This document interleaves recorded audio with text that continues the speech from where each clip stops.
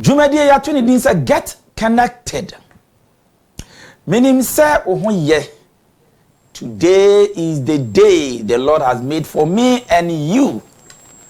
Say yetiase ye wonkwa ye home na yeti TV ho a. Na de make a kire wa ne say so ye delegate we obi a woto aba e kire obobre wa NPP mu eyi franka akurani a ene ye wada Roma mesrew metoto asrew say me ka me ho na ye nyina ye connected so atiase get connected. E wo say Yera Kennedy Ohene Agyapong obeka me ho na me no nyina boni chidom na otu frank adema NPP na ndai wo nsɛmte dwumadie yi ato ne din sɛ get connected ɛhyase enra enwumra nonson ɛna ye toa so ene anopa nonkron saa na wotwe bia ɛbɛkɔ no efiada enwumra nonson no atena se ɛwɔ Globe TV ho na memne da anopa nonkono na wasan atena se na emom mesro menhwɛ nko a ɛwɔ sɛ adɔfo ɛwɔ dwom ɛwɔ montene so ɛtitiri bencheye delegate ahodo a wonim wo mu nyina wo a wo mu no munya bi hwɛ nti hwɛ o screen na se ho no mo a ye streaming ɛwɔ online get connected TV mesrew to nsafre wo nua bi amonone ba onam bia sɛ otitrotrom taxi private car mu a oni fi a obehwɛ bi no wo se onko YouTube get connected TV enra ye start dwumadie na no nso so ye saw ye ye streaming live e dia afa ho no nti se wo pese ohu brano dwumadie ahodo a ye di wa ha e wo get connected TV so a eno ane se obe subscribe wunya subscribe kura na chese wa be ye part and parcel of get connected TV Yera Kennedy Agyapong hundo nti mesrew say obe share ama afoforo nso enya nsɛmpai bi na wo mo ate said ye be ya ebeboa wo mo ama wasi ginaye se me asemesi ana obenten 31st January mesi madwinpi se me kotomapa e de ama Yera Kennedy Ohene Agyapong ama na be ye franka kurani e de ama NPP osono kokroko amonyoko no eno nti mesro ko YouTube na ko subscribe to the new channel which has been dedicated for Honorable Kennedy Ohene Agyapong. Get Connected TV ewo YouTube. O share na wo subscribe na wo share no. Ubetimi do comment and so afa honom e de aba enra ene launch ye nipa hodo a wo mo e baso no in fact very encouraging. Yeni aso se monya akomapa na magye atumu na munyina mo be borderu no ama Kennedy abe flag bearer de ama NPP amonyuku no ene obetensem a efa die nti e wo se o connected. A lot of people are connecting. Nipa bebre e connected enti won so get connected. Obetensem ene me ba be kirew your former flag bearer die nti a se ye sign so de franka bi kura no bi ewu a ansha oyene beto NPP no ese wani enso ka kire obete ho nsem ya na me tetetete me ankasa minua kuma Shaibu Lasisi bebia obi a me chiawo Solid TV ewo YouTube ono ene oginamu dendendenden a obo adwuma ya no otaka asem bi se Dr. Mahamudu Bawumia utu franka ama yen during our previous election enya 38.2% na ya na amanfo ene no agi hu akinye fi so call electoral commission website 41.6% ene da ho ene ye be kire odie nti a 38.2% ena yenya ya enu nti se yesambo ye humusuo ne yesan de franka ne komani bi ewu a anhwa na so asan hwan e de aba 25% nti ye betumire na ya kire wusie ti ba bia wo bia ta metwuku na de wo won semte pa ebusuafo me ensha sie sei obetimi afre me chairman apiaji eno ani dia metena ha megye me call apomudin aso ye dia me ye Dr. Stephen Apiaje Donko na ebom se me betena ha e get connected do a na chese chairman Apiaje eno na aframe a megye so me da se enra da bia de so ye e get connected dwumadie so no eye bra yera Kennedy Ohene Agyapong na o kire enioma cardinal principles bia onu gidi se so onyakwan ebeye mampani ewo Ghana obeboa amana ye adwuma na no nso na betimi attend the table of Ghana's economy na aboa ama oman no etimi agina mpomponso a obia ehwehwe so nim say Kennedy de he is for the street ni nyina montene no so no ubowura ho a obia se Kennedy Agyapong every say we have seen the values in him yehunu enioma pa ewoni mu a ebetumi aboa ama Ghana ni mpagya ene ne nkyekere afa no ntuma pa e de frenti ne mantra ogina so osusu se Ghana se de tumi ne manoa obenam so na ode adane oman no hyebre efa puntio ho ene ne sikasem ho no yenkosha ase mfiri ho afa ye ba ye betie sim na ahwe hie ntia menu mienu ewo se ye connected yenkosha ne nsema o kafa patriotism, honesty and discipline ehon ye de nya e hya ase ye to fapem no afiri ha ye kwa aba. I stand for patriotism. Say patriotism yeni ankasa ye doye man ene ye gidi say ukọ Germany the way German for ji omhudi ukọ Italy the way Italians ji omhudi ukọ Denmark the way omji omhudi South Africa Ghana yeni ankono yeni ehuni ye noye man no. This is the time one e was say itiminya leader bia obe lead Ghana ama Kwame Nkrumah breso a wonam ana wo feel proud say we Ghana ni e wo Africa e be saba. Yes.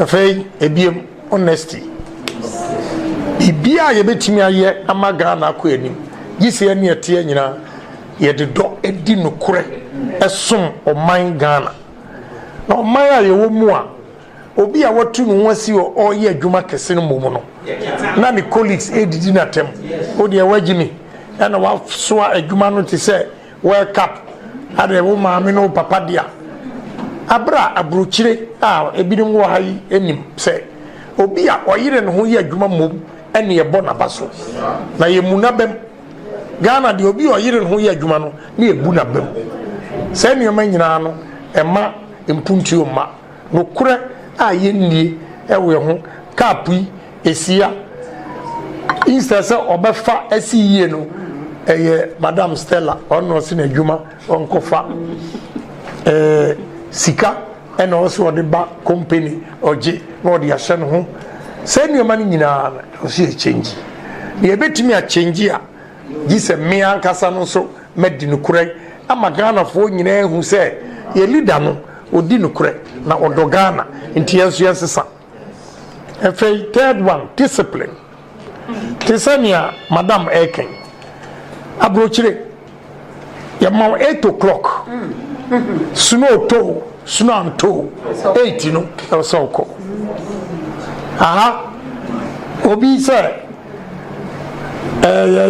you are Christ the King na maami bi wo holy child wo 95 years ni in time wo kwa sore no ko holy child nti wo jai ekwa Christ the King o koye asore abra e wosen ko kodwuma. We have to change all these things. We have to change all these things. Your time. Your time. And your juma. Bra 8, 10 o'clock. And I know oba. Why know how to check? Say nipa na was oba 8, you know. Wama. If he said nipa na also checking. On one casanso. Why late? But abrochire ekoso. If he said omu time. Tisania NPP. Abi ekoye. Saturday, we say 10 o'clock. If you start 4:30, 4:30, We need to change all these things. Productivity level in Ghana is 4.1%. If it's 4.1 out of 100, it means it's zero. It's zero. Oh, we need to be disciplined. Time. Diso. Ajuma, 8 hours, no, so yeah, 8 hours. I believe in one thing that is not happening here. So, Nipano, 8 hours. Nasa, umano kwa ajuma 10 hours.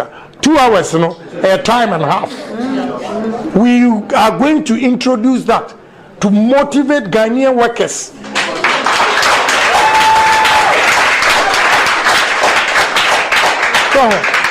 Otumi ye adwuma 8 hours no na wo hia no so obetrem another 2 hours aka ho a se wotua ne ka ebia ede no 50 cedis a se 1 hour bia ye 10 cedis a 2 hours no be no I say ye no I say 30 cedis or give 15 time and into 2 hours no 15 times 2 now ye 30 time and half, which means 1.5 pay now budget 10 cedis ya ni normal 8 hours 10 10 10 e didn't be 80 or you 2 hours in ka ho a obenya 15 now 110.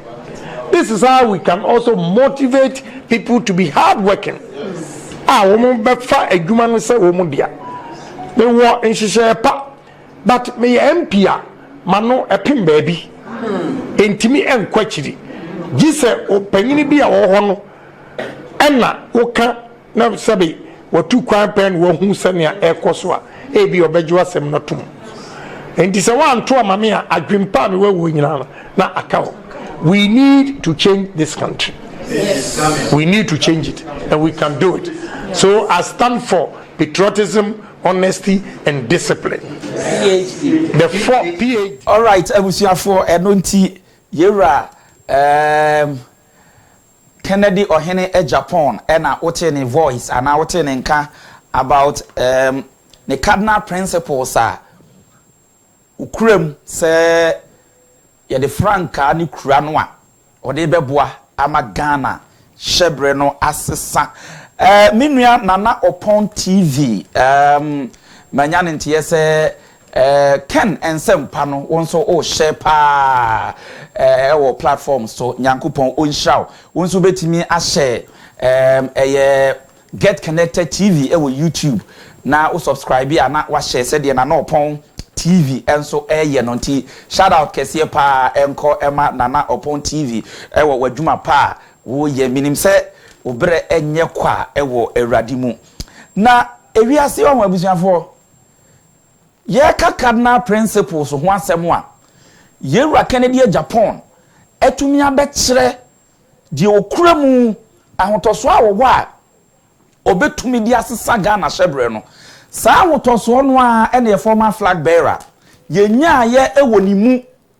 ebra 2007 2008 yera nana adodankwa Akufo-Addo former president ehun wonimu se orei ke ye kanu sikasem hunkuntabu dia obone homoden papa enti mame nkofa no me mi chidom hene me pa mutuafo se de be ya sa abre no na Ghana's economy na ya basa under the leadership of the then president Sabre or current president free say obefa 1 cedi to $1 ana chese yerakufo ebeye sanhihye kama edema ye a matter of 8 years na kwa kodru 4 cedis 40 pesos na Ghana for bobna na Ghana for esu na Ghana for etwajajo NDC abamo meimu aye deni ye sikasem akojo enti yenya obi a wonim sikasem hontotoye enti yenkofa nemra. So that was the main cardinal principle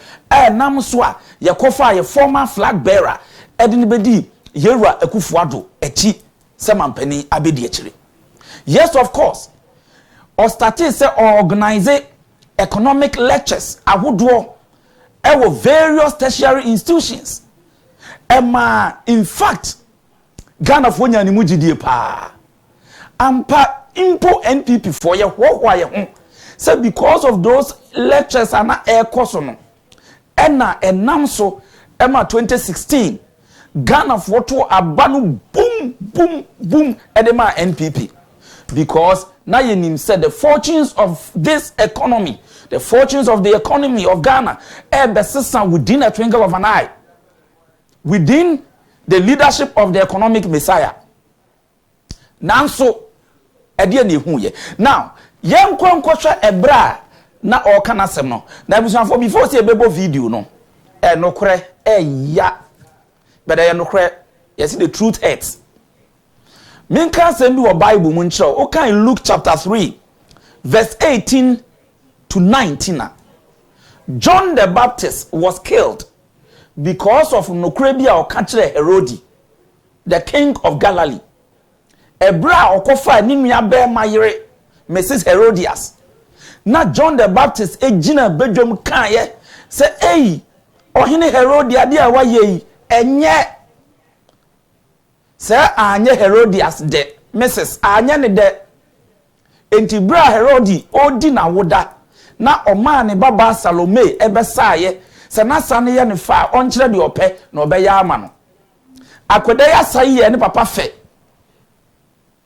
ena akoda ko bisa ane maame se me papa se me nkyere de mpe so o ka kire papa se ope John the Baptist ti ehwa no Ohene ma ye koche John the Baptist ayi twa ni ti edisi plate so edebre abayo Salome abusuafo the truth hurts but eye no kre intimesrew emanin how bebre na emfa baby frim na fetu ejinaye ma ho se every political party enton moko, every political party enton tomatoes, every political party enton bayre oba me constituency a eno ne aduade a dia ho pa.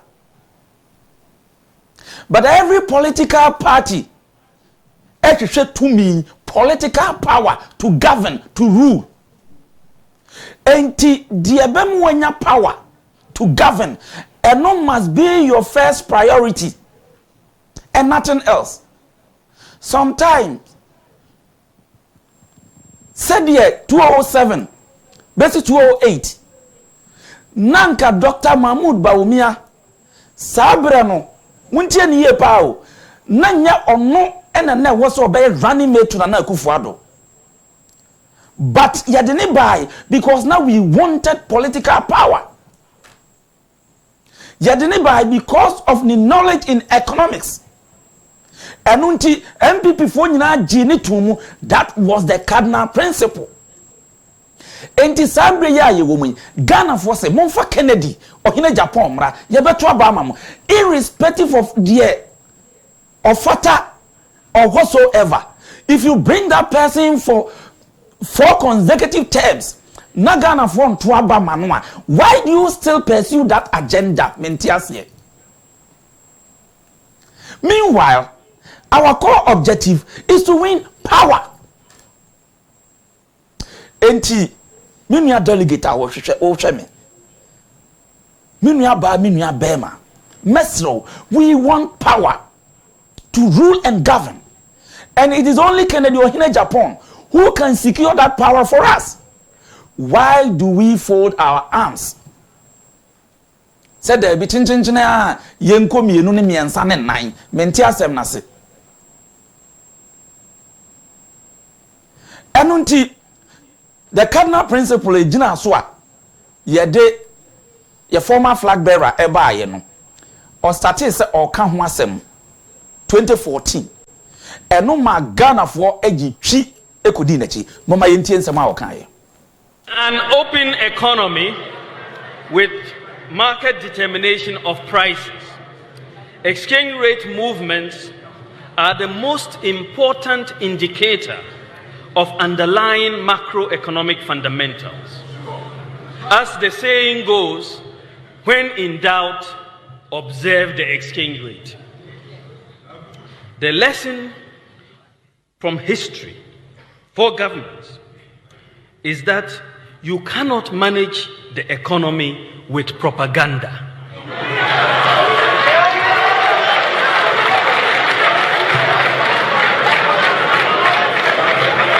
In fact, you can engage in all the propaganda you want, but if the fundamentals are weak, the exchange rate will expose you. All right.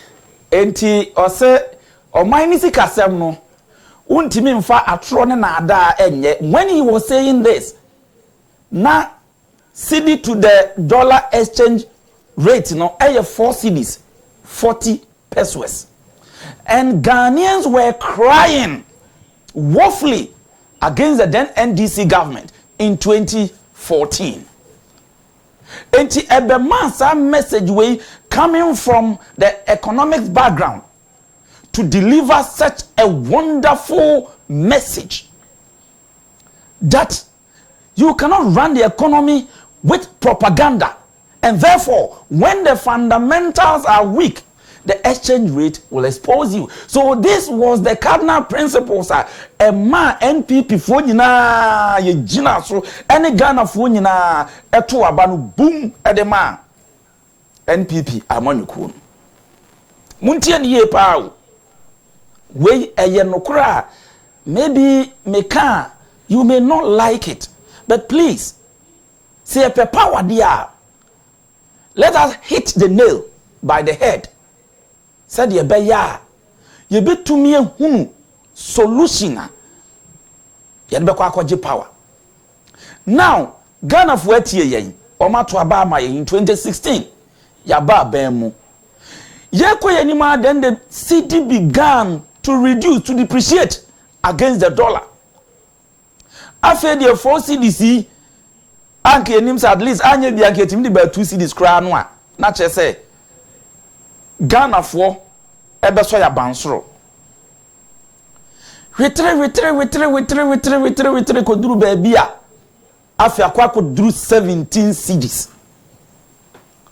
Ghana for ntiase na a matter of 6 years NSK afro pata akoduru baby aduri eni owura bra na wa na aka obrofo na wa be chirechiri mu kire yen. From 1 cedi to 40 cedis, 4 cedis 40 pesos. From 40 cedis, 4 cedis 40 pesos to 17 cedis there. Yantiase and yan MPP penimfo kuku dama toto uro penimfo si akonya eno ura ibegina ho abusuafo modie muntie de okan me nte brofo school no manhya da nko bi papa nti brofo no mente. There be a comparison between the 2014 speech and when we're in government. As a man walking, say, "What was shaman? What you see there? No, watch me. Yes, remember." Ladies and gentlemen, you will recall that I stated in 2014 that if the fundamentals are weak, the exchange rate will expose you. That was true then, and it is true now. It is 100% correct.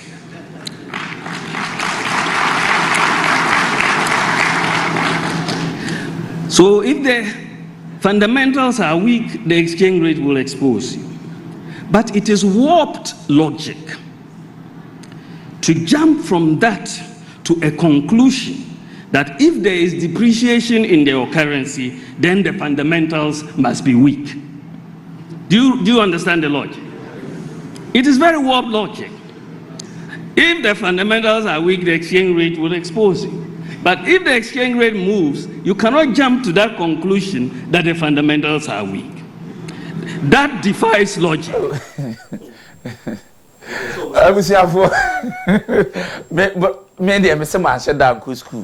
Na brofi bro ka asem na yera lanchere mantente honum na Professor George Jambafo MP, former MP for Wenchi, and I think so I had Deputy Finance Minister so pen inti asem no said you ora ne car no I say on tiasem na say I feel running say good. I said, do you understand? Obi antiasie on a lighter note mo fan cheme. Hey! Professor George Jambafo yi nani ato nchen na osre and na yera la chairman tedi ni zesum na no and what because asem no uti ase a enye yi me pa to mo de mom yen san hwesa video ni mra yen san hwemra. You will recall that I stated in 2014 that if the fundamentals are weak, the exchange rate will expose you. That was true then, and it is true now. It is 100% correct.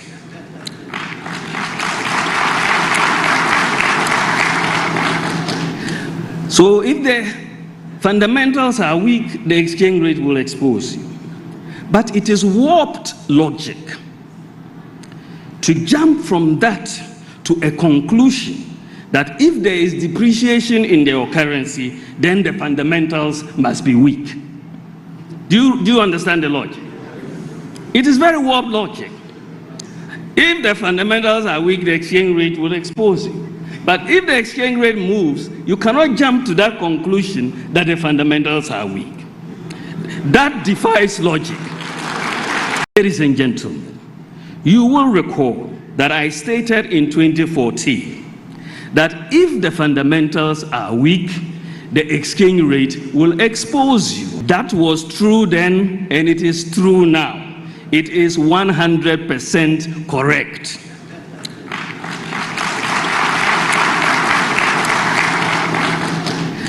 So if the fundamentals are weak, the exchange rate will expose you. But it is warped logic to jump from that to a conclusion that if there is depreciation in your currency, then the fundamentals must be weak. Do you understand the logic? It is very warped logic. If the fundamentals are weak, the exchange rate will expose you. But if the exchange rate moves, you cannot jump to that conclusion that the fundamentals are weak. That defies... Oh dear, show. Brofuya papai. O kachire nya me mentiasi. Wa wotiasi no. Mesro. Me bia homa no tuma na wabechire. We ni nsem a NDC for bochire in 2024 election when he was the flag bearer of our party. Tiana mititini ese Kennedy nsem o kan ye, it is never true. It is neither here nor there because nobody could provide just a single audio that Kennedy Agyapong said NDC for AETI ebuti. In any case, say Kennedy mpoka bibi NDC for boy ya. Then sasam na ye no correct. Na ye no correct. Media mi hu ide, but am fa ne sesa mpo netie. But media metini baby bebre metimi abobbo TV stations are quote unquote omoye affiliated to the NDC. This particular audios and videos na omo play no adechia de sen wi anopa. Oko omo pages ewo YouTuber, you find all of that. Ebusuafo enti saadie we da so da ho a etwen yen. Now as we speak, wo de wa ko internet no so ko Google na search CD to the dollar exchange rate. What you we are one kasa make judgment for yourself. Enti abusuafo edi na asi etwase aduane aben wosi ekodie nanso yese da enu nti unim ebra ya keka sansem we nyina ya former flag bearer keka sansem we nyina no a ye dru se ye pe obi a obetu franka ede ama NPP Party no Ghana for be catch say monfa Kennedy Ohene Agyapong mra na mo de ne ba breaking the 8 no e be possible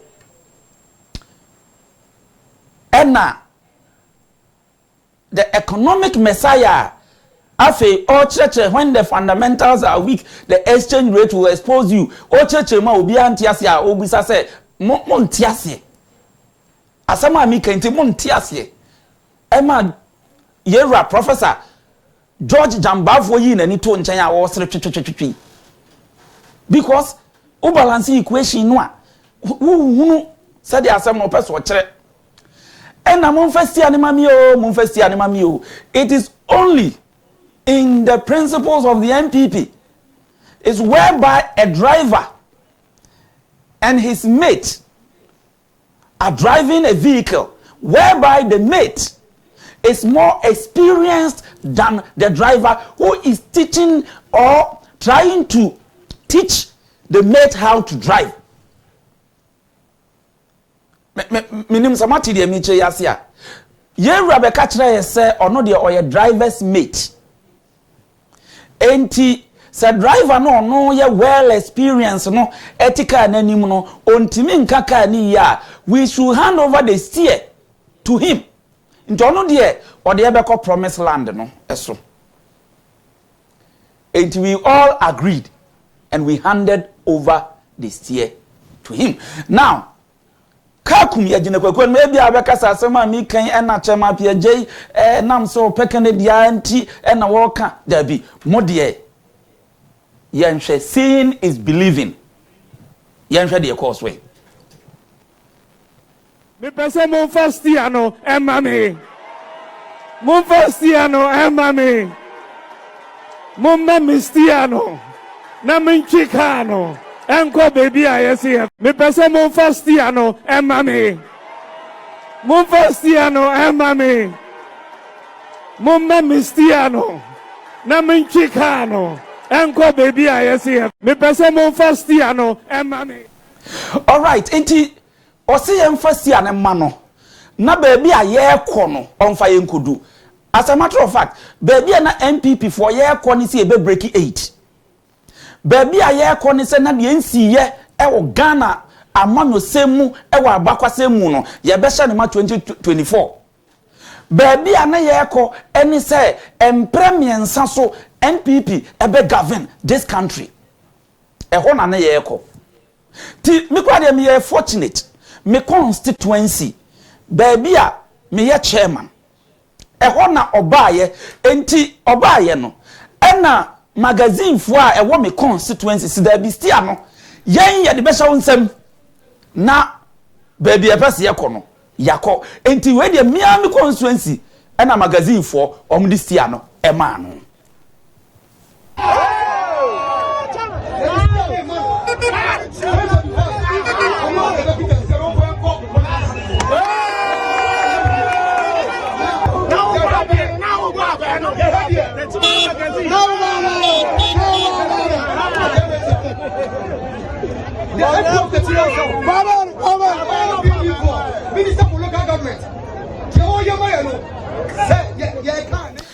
All right, enti stiano Techiman North Tiowodon magazine ene ye de ahwe ni nsem no e ka ho bi ene ye de share ni nsem say ja breaking the 8 ki beduru ho opening menu abema menu aba wo ye delegate wo hwe me no kura we na obi mpese obeka a kire wo no nti otu mfuturo gu ani se chinchinchina asa akoto aba no ema no na akoto aba no ma no a wosan de akoyachi ako 25%. Now let us set the record straight. I will get connected. Jumadi so Globe TV. Mesra will say obe share link no na wa subscribe said e be ya adofo ne amanfo e wa chichi ne bencheye e benya bi ahwe. Get Connected TV e wo YouTube e koso live e wo honom enti obetime do comment e de afa honom aba at the right time no making kind e de amount enti e de see ma no e ma no be di party anim 2024 ye ko election. In fact ye nyina ye bochi dom ye campaign pa ye sika ya hoden ye chese everything ye di ram sa de be ya aja new mate awa be ye driver mate awa be ye new driver ode ye beko na ode akwadru to break the 8 afa ye to abai wie ya abusuafo insunsanso efrabanu ba ye in the history of this country ebinsi da ka yetimi akohwiase amane tai stia no kra de ehunu ba bi eda abubu taya papai chese nkonwa bidaha mrashe bedwa nkonwa no ye ka no nkonwa esisi mu no na ye 137 form na beka ho 138 on the independent nti ye mfa ne say twitwiri 88 nkonwa no chese tutua di baby no wan o still yen san festia ne man asem we de me dwene ho a meti ase a enye yie at least enke nkonwa no kura sika no mu no ena mienu miensa bi etutu ye de a then yes of course e betumi akase oh accident no nya ye no wanya de but a minor accident enye fatal accident but we de a catastrophic accident, it goes beyond fatal. Kunyadi nyina atutu still ebi mo say yensan first year no emma no abusuafo. Let us give this year to Kennedy Ohene Agyapong. Dio so na konwam na ye NDC for seat obegye for 24 solid years. Etoda kra o yese onkwa na nana no matutu ntuma na yakopa ne chewo. Na we na say oh onya 41.6 ebisi onya 38.2 41.6 38.2 nam say okay me dia me mpese me bomi sire maka bia. I want to be realistic. I want to have it gafini gadochi. Enti me say no meko na makwa share results e ba ye 2024 elections no mo na abusuafo munti asem we yie. Mami Jane Mensa, our electoral commissioner, the returning officer of the presidential elections, no declare abano. Nabra all declare elections results in the year 2024, December. Yentie asemoka yebe analyzing it critically. Yentie Jane Mensa. Including the newly created Guan constituency, clearly established the winner of the 2024 presidential election. Simply put, even if all the votes from the 9 constituencies were added to the candidate who placed second, it will not change the outcome of the election. It is important to note that the Commission will update the records on receipt of the presidential results from the 9 outstanding constituencies. Ladies and gentlemen, now to the results of the 2024 presidential election. And the results will be announced based on the positions of the presidential candidates on the ballot. Mahamudu Bawumia of the NPP obtained 4,657,304, being 41.61%. Mr. John Dramani Mahama of the NDC obtained 6,328,397. And I'd like to repeat that. Mr. John Dramani Mahama of the NDC obtained 6,328,397, being 56.55%. In the light of the above, ladies and gentlemen, I have the singular honor as the returning officer of the 2024 presidential election to declare His Excellency John Dramani Mahama as the winner of the 2024 presidential election and the president-elect of the Republic of Ghana with a total... All right, abusuafo enunti se utie maame ne nsem a wo ka no a wo se constituencies a wanya e wo Ghana ha nyina no aka mako enkuru bi a emaye na saa enkuru no mpo se ye ka ni nyina bom na ye de ma NPP ye candidate no a enya de a o ebe making ebe yensesan bia na se any significant change bia emma enti because of that intino ogina so na we declare se ukwa echire bebre a oka se yesanso what 12 constituencies are sa 12 constituencies no parliamentary no so no there has been problems enti anonso so omunwie ye na out of that 12 no emu na sa 9 no eye presidential no so ewo muntie ni ye pa o enti let us limit it to the 9 enti 9 no a sa 9 constituencies no as we speak now oko electoral commission website enra yetnase me crew ye call region by region all the pink sheets electoral commission are publish ewo ho no ma eye satisfied as a 9 we ya ye ka ho asemi enka ho no ye tablet ni nyina ka bo mu no exactly this figure 41.61% for Dr. Bawumia and then 56.42% for John Dramani Mahama. So we dig deep.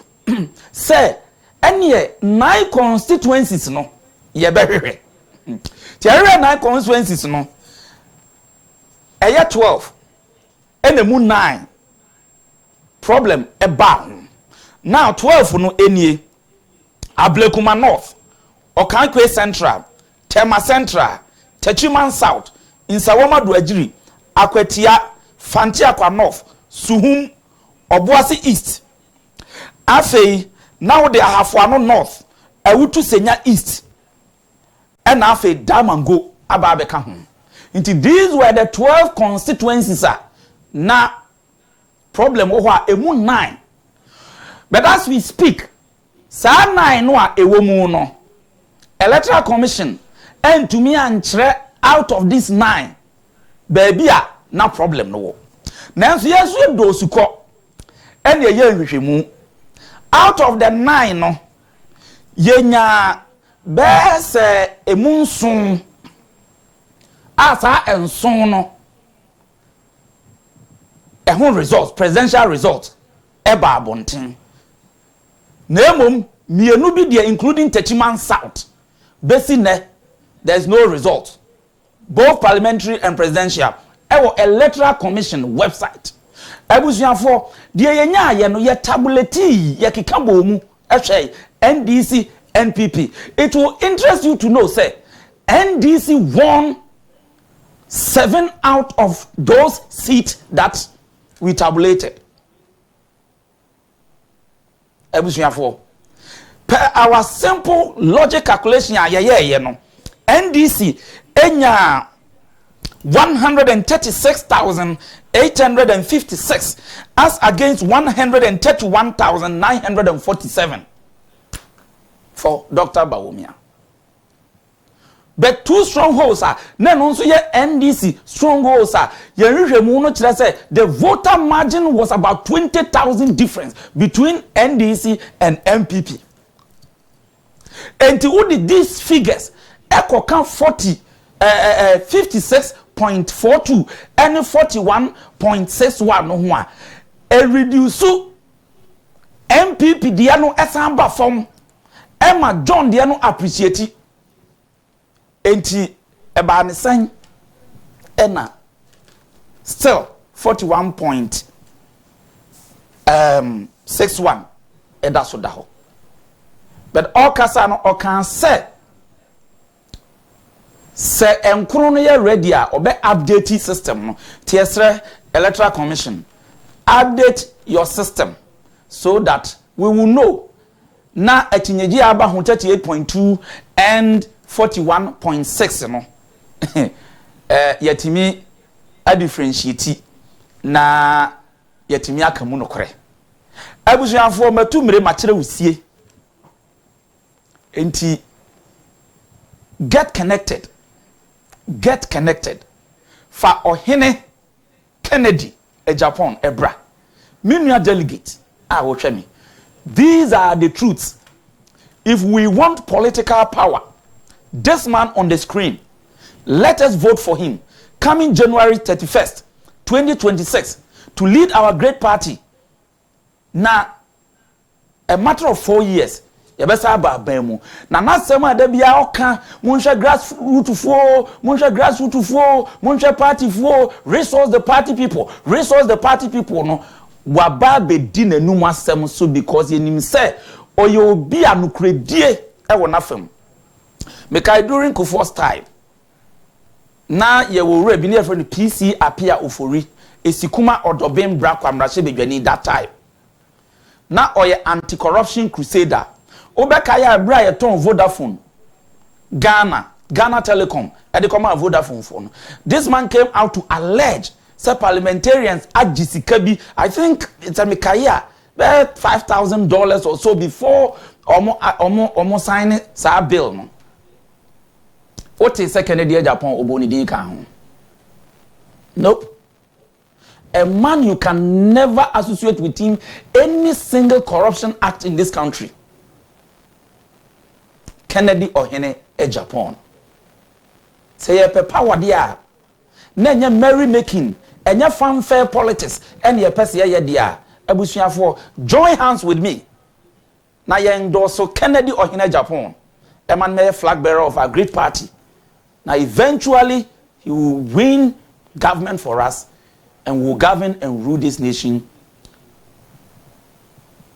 to bebia ye nyina ye hwehwe se oman no ebeko de me di twato ansa na mabia homa na tum no eye ni nsem bia wo kan ye about tourism ebeye wo de so obetie tourism alone ba wonim edro we ya media Jeffers mixture eni ni pea capsules wa wo hwem ba bia nonom bi tobi na nonom na yete se de maye be bie wadwenem ebe ma ho aye fe enam nsa yare na ebe yi afri ho be ma wo be pem na oba nso so aye oba sima wati ase yezi kokko sechi okasa chebo ni chirifo a wote na nso wote na bebuom o prostate how o problem awo ho problem. Any difficulties you are going through with regard to your reproductive system or menstrual issues, minua ba ma Johnson ho aye odin nom Jeffers mixture ni pea capsules ebe buawo it has stand the test of time for 15 solid years and a drove we be boaze wo Ghana ha say ya e ho dance de bebre be kan dance die fo no ho na bibia be kama afi yentie ra Kennedy Ohene Agyapong the vision for tourism in this country. Pragmatism. Me practical. I believe in physical things. Say we can do it. Ekuaduma yebesi sano complete.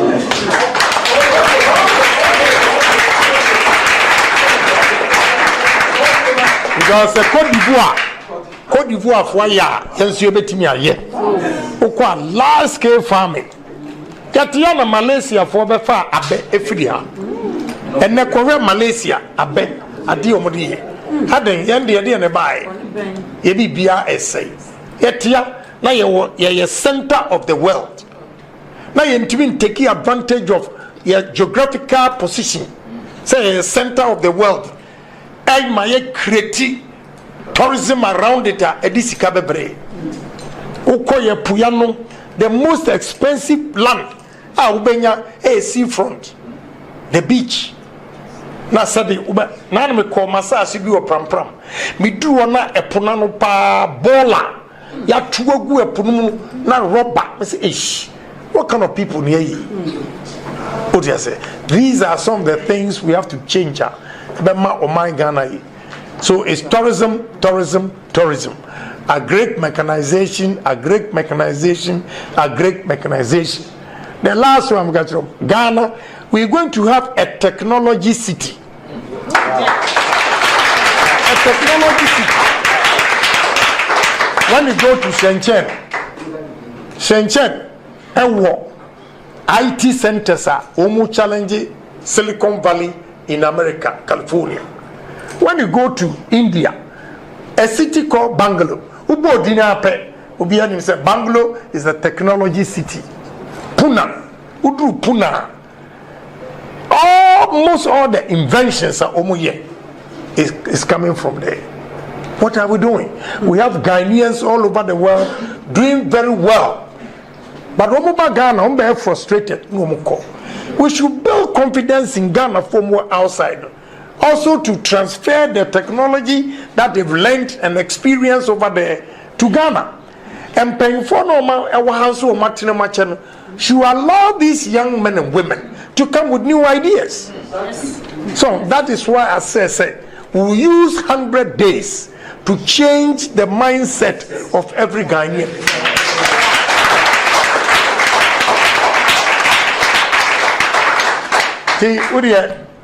I was saying you keep strategies. Now we unveil it. Every department, every ministry, we have plans for it. Because my jumache, inti tricks no any ina, and I mean adia ebe boy. Me quarter krade nano. Na be gina ho. A boss 7. Na ho nyina etum. Best Western e pono so. Who no way. Say what? Correct 42nd Street. West side. Light is Sasu Statue of Liberty. Any pair full boat akore. Ghana no boat. A zero. What are we doing? Tourism. Let's build a beach front. Kaswa to Accra Central, Tama to Accra Central. You have the boat and a straight to ease traffic. Crowd for the first day crowd. Uko Turkey. Turkey is situated in 2 continents, Asia and Europe. Istanbul city. One side Asia, one side Europe. Into a Pune Dantem, effect Bosphorus. Oh my restaurant to be what Labonia, Bosphorus, Umusi. Na Ufri Asia, Ubeduma no power Europe with the ferry. Now we coffee and you with it. So we Europe and area Juma Asia, Ufa boat, you know, and you call Asia, and you know father. What are we doing? The traffic from Kaswa can take somebody 3 hours. Yet na Elimina Castle, Cape Coast Castle, we are not benefiting from it. Obiaba, no besu no asafaka, no bankra. We need nice hotels, affordable ones. Nipan ba entertainment until he is not in a hurry to go back. Meiriti Nikrum, Elimina Hui. The oldest Bible in Africa, Bruni di Bayano. Elmina Roman Catholic Church is the oldest. This is how we make money. What are we doing? Udru Mole Park, Uchamkrana Esono Echem. You have Tanzania, Botswana, South Africa, Kenya, Uganda, making money from these animals. What are we doing? God has blessed us with a lot of things, but I'll tell you the truth. Leaders upon leaders are they didn't believe in tourism, and I'll make a difference in this country with tourism. Brain is working. Honorable Kennedy Ohene Agyapong. Say we dear what say okani pi. Timijidi say obiate. Mesre mo delegates. Papa no vision. Odwene Ghana ho. Odo Ghana. Ade na ye pese ye ho abro. System a ukodi akire 2024. Or I mean kind of 2023. The system is no more in place. Maybe now you saw a vice president Owinia. Yes. Enobeboa mo anya bibi na o MP no oteso ebi obepe bibi amount ukodi na chi but na wonim pa sa da bi emwa ena mpa nso amwa adena ya nkasa ye pese ye tena opposition bio na ya tena power ye free power just 3 months ye ntimi ntua party adumayefo ka na eni sika how much more opposition for 8 years for 12 years and a beboa ye mesrem minua delegate become ho na yentu aba no emfama Kennedy Agyapong. Few comments are about my main kakra and maybe home no bare 10 minutes, maybe a phone lines no just 10 minutes. Na yedi dwumadi no abawie ye na upon TV madin come shout out that also Ohene Agyapong is a real businessman who can take Ghana to another level in our development in 2028 when elected as president of Ghana. Stephen Kwashi so dia ba say Ken Agyapong yenimunu free tete Bawumia don't have political classmates in NPP since 1992, but Ken Agyapong has classmates. Stephen Kwashi Krona, I'm watching you from the Kingdom of Bahrain. All right.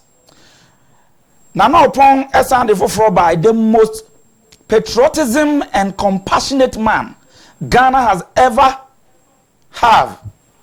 Honorable Ken Ohene Agyapong. More blessings.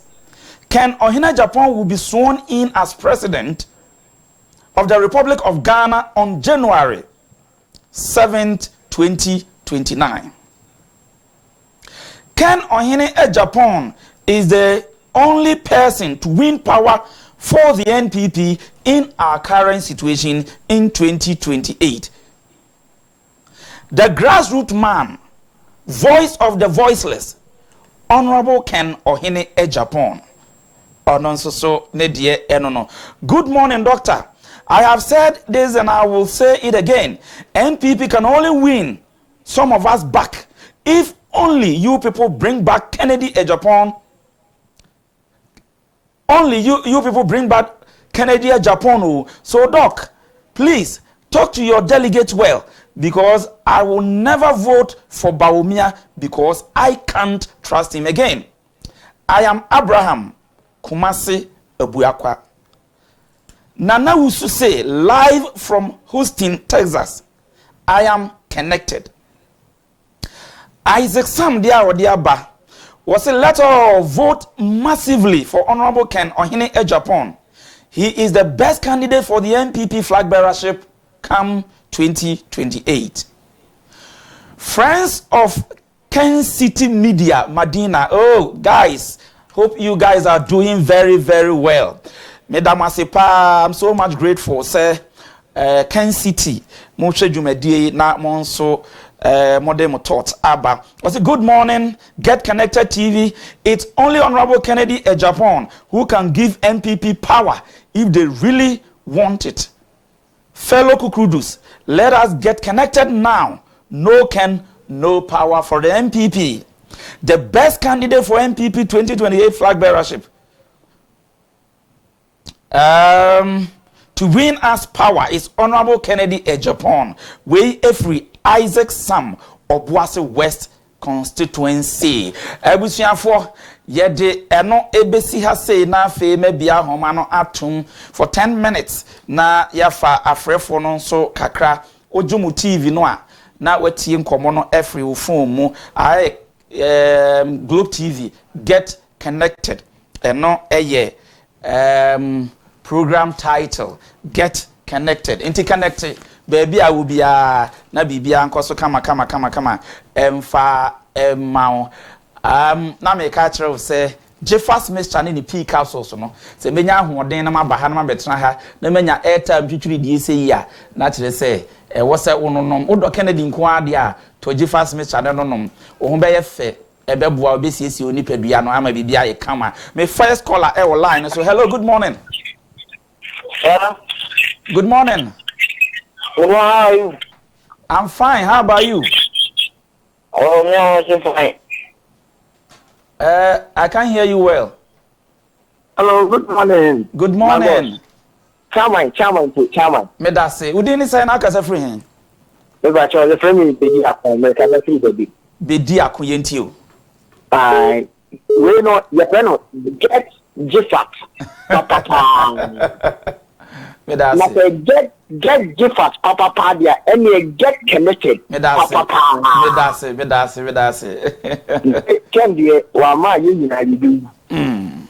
We are all connected. We are all connected. Thank you very much. Hello, good morning. Good morning. Good morning. Me pacho udini di okase free. So you friend me. Yeboah. Yeboah, are you connected? Yes. You are connected. Yeboah, O Yeboah menti ohu TV no so tie ohu phone ni yanko yanim. Tony. Ohene Kennedy we ye candidate. But why ya dey ba ku bi ama ene no me raho. Okay. So we can catch ye no NPP for say ye nyadwene. Ye ni adwene. Nti sa no ken no fu anti no. So na about no me pa ye NPP cho. After ya to aba man. Me dase. It's opportunity this station catch say ye NPP NPP monjim. Yo, Matthias me dase pa utie enti minimum panimfo nso utie. So we will definitely talk about that. Hello, good morning. Good morning. Me pa try for say na kase free hen. I'm better me dey do me ka say some person magogo. All right, o su enti o. Doctor, answer mu we o say mo ton yi o papa ni ma say na me pati o.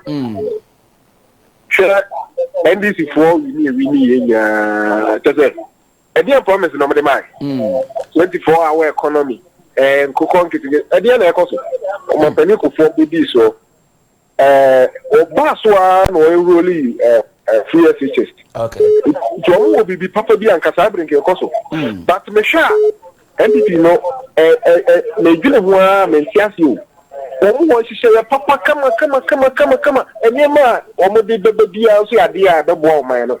Ghana card ye o mo de ba ya MDI Mahamudu card mo bia nkonko register NPP ni bia na ya dum katia. Then uko ura ba bia no na we bi se o. Enema bebre mintimi mo boss sisi. Na say di okuta amanyokuo no edichi yo na boken.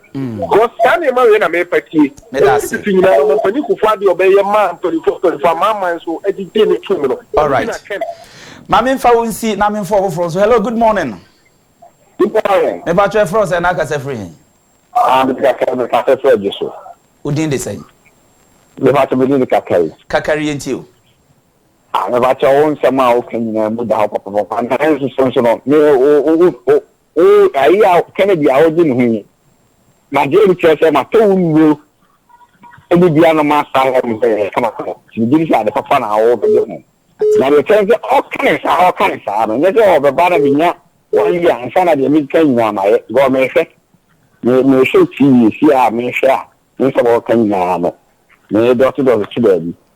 Yàtí bí kẹ́yìn yẹn pẹ̀sí ẹ̀ bẹ̀ bá náà ọ̀ because wọn àwọn àbẹ̀ mu àkyẹ ọba yẹ action ẹ̀mí ni wọ́n hwehwẹ́. Medase, that is what we need. Ghana ehia action.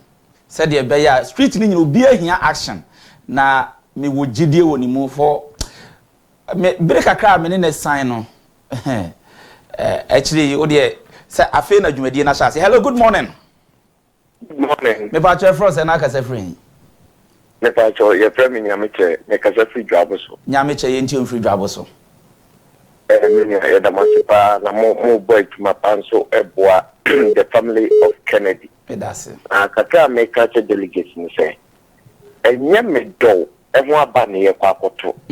Ba omi ade me do no pa, ba omi ade e ka me penasem, ba omi ade a papa enye sa aba ne ye koto. Ye koto aba mo bi a obetima gitumi e de ma NPP. Ite NPP en ye nyina ye hwe, that is the focus. Enye a double for a personal person, somebody and a head. Yeah, it's a delegate. Now, so who say, when I make what to a money, Nipa no ultimate dynamic, Nipa na ultimate dynamic, Nipa na said you, Meneno Cobano. Making Yako no campaign, I walk could do so that what me I day. I got to a back at Yamayan. Now, no, would the Bawumia command side Pana or reject it. Or catch the Bawumia de Panamano to Abamano. Into then, Tia would the Bawumianti, was Uncle to Abama Bawumia.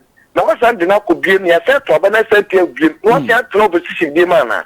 Your best friend, you were Kennedy, Unam Street Swap, boys on Execution, who was sorry, them, I saw for Execution. But you could be this is the man of the people, among for fish. Said you Ghana, the ADCCA, Nanisra Shea, Nakuku drew any Nindia or one over to the Ghana into the future. Into your best sled delegates and say, Mobi and Nadal, Mobi make casting be a fight on a say, and yes, so funny yet. You were Ken or Nipa. So you be can say, or can say NPP for near than said you send it on me, so ya can near.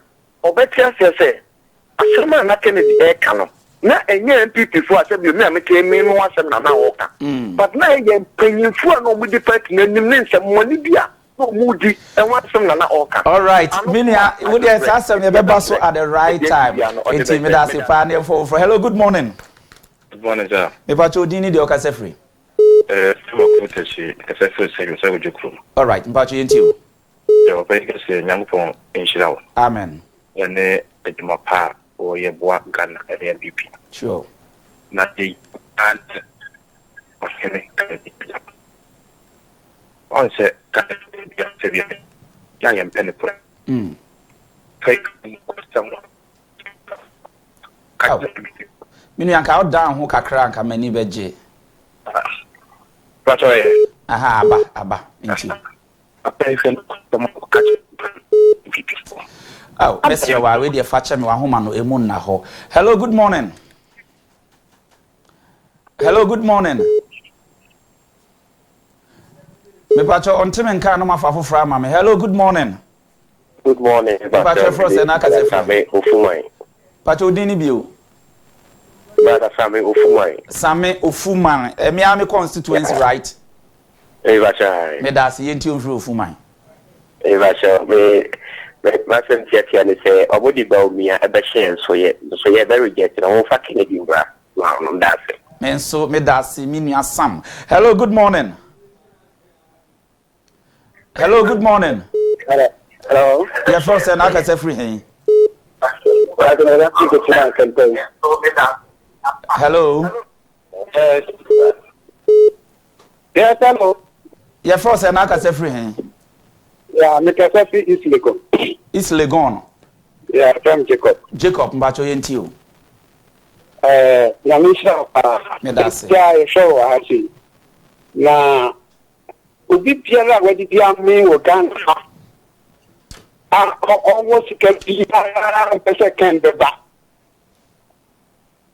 Because one is a camp bar or best position. Usha is a funny person now. It is some can't come back. And I'm a catching down like you for say. Say, why they could know your demand yet? No, come do. In Fabia. Yenna. Yenta Kennedy. In the end, it's you. But somebody came back here. No mobilizing microphone now. I'm here to Ama Ken. All right. Medase, my memfa be 2 pep come 10 minutes no. Ason. Hello, good morning. Good morning. We didn't need your cassette free enko. About your phone to the board, because free escort. All right. Medical medicine program on for now, your MPP for us is share and you may be over for my say. What the Bawumia by? Last election man for back. Because you hear Nipa will be to lead the NPP power Kennedy Agyapong. Well, a Nipa will kind of craze or draw a woman. And the same delegate from a tribe by different things. Yeah, you get to sponsor once you would be a panel.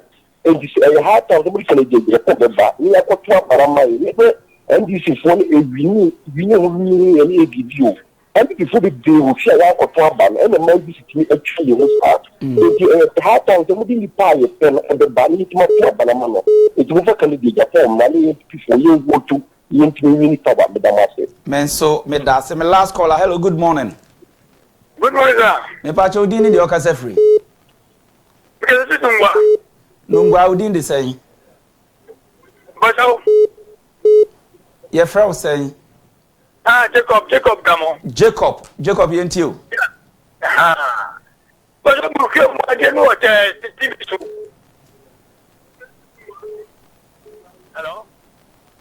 Oh, Jacob 8 years who TV so yemfa last one we share. Hello, good morning. Hello, good morning. Me pacho dini de okase free. Yeah, we get me fresh agent Kotoku. All right, Yentio fraging Kotoku. I mean, as long as I'm a candidate, Any question, before Mahamudu Bawumia, Ebebao. Abano, Kennedy Agyapong, and I come in the Omenima, on this one, winning what I mean, this back in Japan, only Agyapong, me twaba Kennedy Agyapong. Japan minimum no partner minister not say ni nuclear candy. Ni na kan no be from person in Japan be leadio mutim that's one is me that say abusian for the diakoso ya ni P3 madam asepa frefo amofre ba so any your wonderful submissions mo de ba adwumadi so de me ka kire mo an say dawupa no mo nkyere adofo ne abusianfo na YouTube Omon connect ewo YouTube no so get connected TV ewo YouTube na mon share se de be ya adofo ewo achichi ne bencheye mo am ofie am hwe no TV so na de otika mu de owo dwom de owo office baby obi anam asori dem no so anya bi na o hwe enti wo subscribe to the channel no na wo sanso share na wo like na che say page no ko nanim sa na da ru no tem free sa bre ya nkosi 31st January 2026 no na NPP delegate nyina aye connected said the be ya said your person Ira Kennedy be president no abam kama e de amaye nyina odonfo ya adomo a next week Friday anwumre nonson ye be san ba live na de chin Saturday anopa no nkron a ya san so ba live get connected na a lot of people are connecting next week Friday ye tenasia memo ahu wo mo a connect I wo say won so o connect bi na o connect bi a na ye nyina ya ye be connected eno ano no sign ano no connected say ya na ye koye nim madam asemidi the chairman up here J Globe TV so ni ekoso na Globe TV we say ye bring the world onto your doorstep Jeffers Mr. no so no ma no bi na aboa no apom din SCP Esita Makramo.